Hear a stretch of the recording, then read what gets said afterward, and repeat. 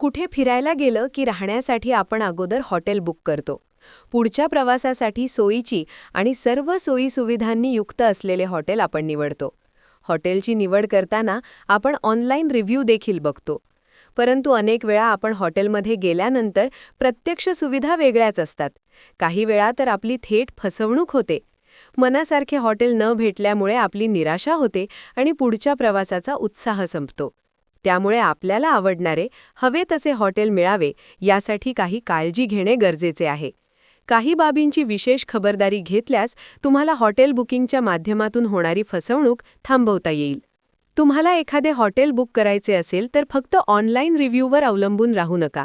हॉटेलच्या प्रशासनाला एकदा कॉल जरूर करा. कॉल करून रूम किती मोठी आहे, काय सोयीसुविधा आहेत याची प्रत्यक्ष चौकशी करा.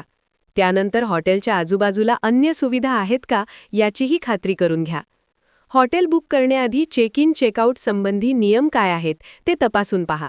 तुम्ही हॉटेलमध्ये 1 तास अगोदर गेले किंवा एखादा तास उशिराने चेकआउट केले तर तुम्हाला अतिरिक्त चार्जेस द्यावे लागणार आहेत का याची खात्री करून घ्या. अनेकदा याबाबतची माहिती हॉटेलच्या संकेतस्थळावर दिलेली नसते. त्यामुळे ऐनवेळी पैसे खर्च होऊ नयेत म्हणून अगोदरच फोन करून सर्व माहिती मिळवावी. तुम्हाला एखादे हॉटेल बुक करायचे असेल तर त्या हॉटेलचे रिव्ह्यू जरूर वाचावेत. तसेच इतर लोकांनी या हॉटेलला किती रिव्ह्यू दिलेले आहेत हे देखील जरूर पाहावे. काही लोक रिव्ह्यू करताना हॉटेलचे फोटो टाकतात. हे फोटो देखील एकदा पाहून घ्यावेत. हॉटेल सर्व्हिसशी संबंधित नियम देखील जरूर पाहावेत. सोबतच कोणतेही हॉटेल बुक करताना त्या हॉटेलची तुलना इतर हॉटेल्सशी करा. मिळणाऱ्या सुविधांच्या बदल्यात किती रुपये घेतले जातात याची तुलना करूनच हॉटेल बुक करावे.